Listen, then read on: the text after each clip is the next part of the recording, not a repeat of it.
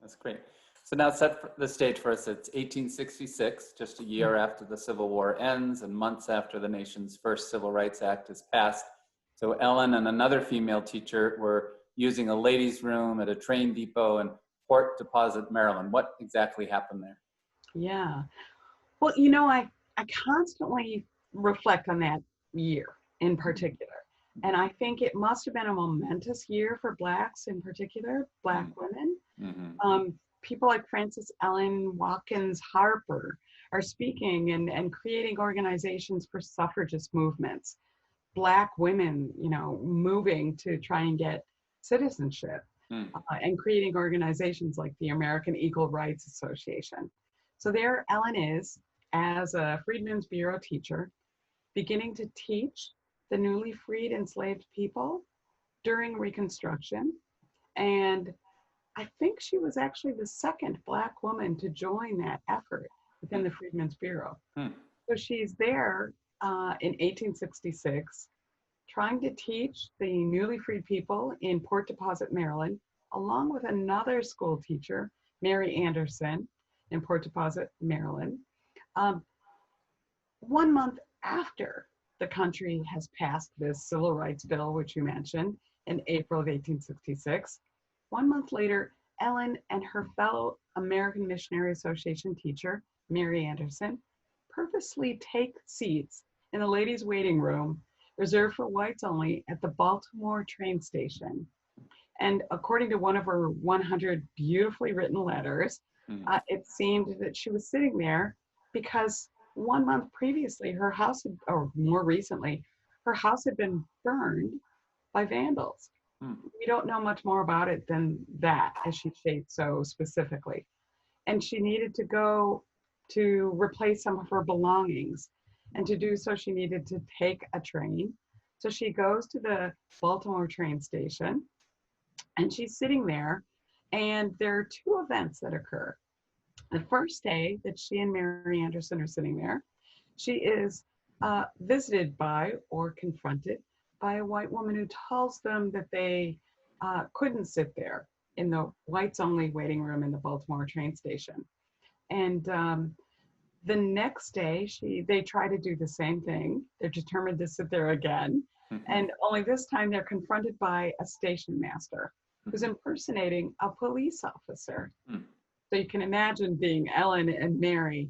They're not just testing this new law 2 times in 2 days, right, but they're literally thinking, we know this individual is impersonating a police officer. So they stand their ground, if you will, because they are aware of this first Civil Rights Act passed 1 month before.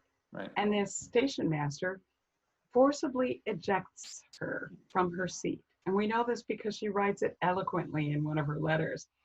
She writes it, they're forcibly ejected, physically assaulted by this station master, telling them that they had to leave the whites only waiting room. And she writes of the event in her beautiful handwriting, we were injured in our persons as well as in our feelings, for it is with no gentle hand that we were assisted from that room. And she quotes, and I quote, I feel the effects of it still. So with the help of the Black community who raised funds for a legal case, and she writes this in a letter to her direct supervisor, a General Stannard, who works within the Freedmen's Bureau, she writes that we are going to raise a legal test to this because we are aware of the 1866 Civil Rights Act. So Ellen files a lawsuit in the Maryland District Court under the Civil Rights Act of 1866, only 1 month after it had been passed by Congress, to test whether civilized people had rights that ought to be protected. So the Civil Rights Act of 1866 was one of several measures for racial equality pushed by our own Massachusetts, Charles Sumner, during the Reconstruction Act, or Reconstruction period, which takes place, right, from 1866 to 1877. The years are, contested depending on which historian you read, but I believe Du Bois, brackets that time period of 1866 to 1877. But that act led to the 14th Amendment in 1866 and the next Civil Rights Act, which was in 1875, which was later overturned by the Supreme Court. So, and how does the story of Ellen and the station master end up? I know that you and your colleagues have tried to do some digging into the court records. How did it get resolved? So problematic. If you read Ellen's letters, which are beautiful penmanship, right? I have to say, penmanship that exceeds Henry David Thoreau's penmanship, even though he was like a Harvard trained. Right. It's not too hard to do, but right. Her penmanship is beautiful, and she writes eloquently that she believes that, you know, the individuals representing, or the lawyers representing the station master, the Baltimore station master, wanted her to settle out of court, right? And she determines to not settle out of court because she believes not only did this station master forcibly eject her, physically assault her, she describes, to leave the white women's station waiting room, right. but that he was impersonating a police officer. So she feels that it's a good and just cause that will bring her justice, and she wasn't willing to settle. We couldn't rest with that as the end of our story. So we, within the Robbins house, became the grave diggers of history, if you will, and went to the Maryland Historical Archives. We went actually also to the Library of Congress archives and set out to find the answer, the outcome of this story. And we found the outcome within the Maryland State Archives, and digging within those archives with our gloves on and, you know, flipping the pages of original documentation, found that the case was dismissed without justification. It just says case dismissed. Right. And we're short on time, but what happened to Ellen afterwards? How did she live the rest of her life? So we know the result of the Reconstruction era is debated in how we describe that, depending on which historians you read. I would say that an honest reading of the end of the Reconstruction era is that it was too successful, that it demonstrated that, of course, these newly freed individuals had all the faculties that were, you know, allotted to them through their ancestry and the success of the African civilizations, so that the outcome of that case also resembles the end of the Reconstruction era, that I will say resonates with contemporary times.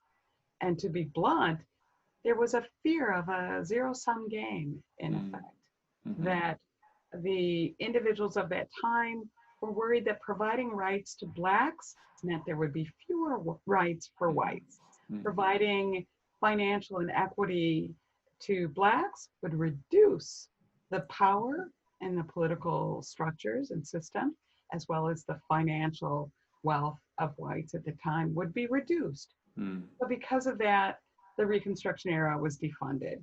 The political progress and representation in Congress of Blacks at the time was reduced. And so with that, Ellen also lost her job.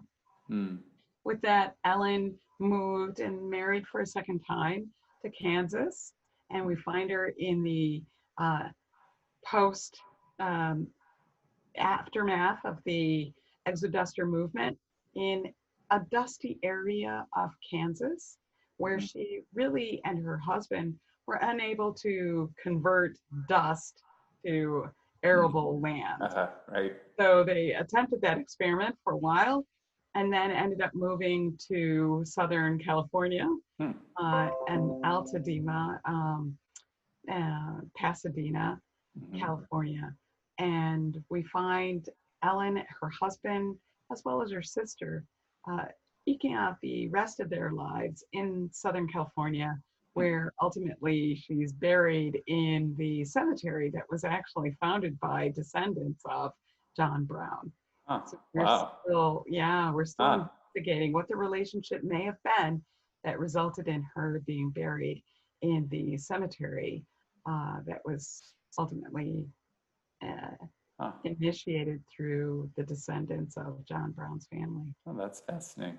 Yeah. Well, Maria Madison, we're so proud of our partnership with Robbins House. We look forward to continuing to work with you and your colleagues. We thank you for joining us this evening, for all that you do to raise awareness of Concord's African-American, and anti-slavery history. Thank you for being with us. Thank you all so much, and we're very, very excited about our partnership. Thank you so much. Welcome.